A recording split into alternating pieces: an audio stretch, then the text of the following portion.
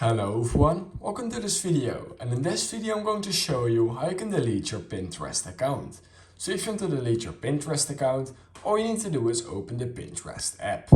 Now what we're going to do is we're going to click right here on saved, and now what we're going to do is we're going to click on the settings icon right here.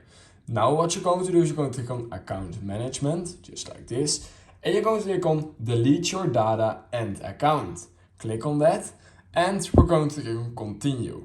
Now you need to say why you are leaving. Just say all that if you don't want to and click on send email. You're going to get an email. In that email you will need to delete your account. So make sure you check your email and click on yes, delete your account. Now we can see it's loading up something and it says your account has been deleted. We're sad to see you go. And if I now go back into the Pinterest app, we can also see that I'm logged out of it and that my account has been deleted. So that's how you can delete your Pinterest account. If you learned something from this video, I would highly appreciate it if you could like this video, subscribe to my channel, and I hope I will see you in my next YouTube tutorial video.